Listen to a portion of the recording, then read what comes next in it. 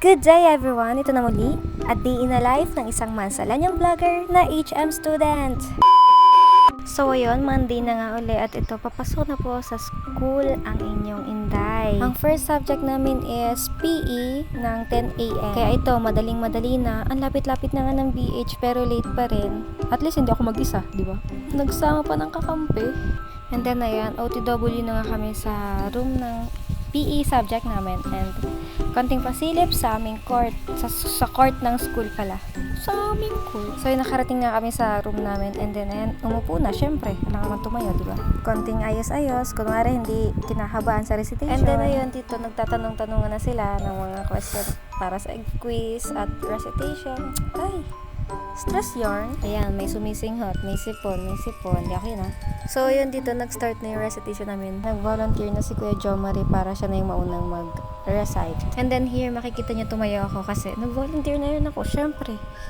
Bida-bida ako eh, bakit? And, bunutan yan eh. So, ang nabunot ko is yung respiratory system.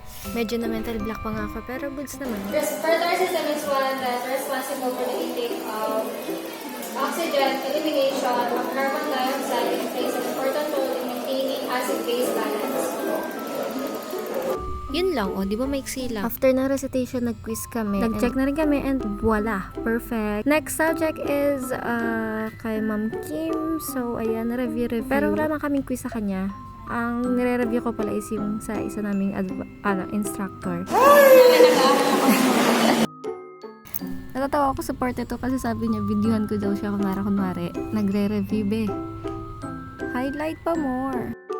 Tanongin kita. Kung ang English ng 10 ay 10, ano ang English ng 20? 20. Tama diba? Ah, tingin! Tama din! Legs! Nice. Ang English ng 20. Oh my God!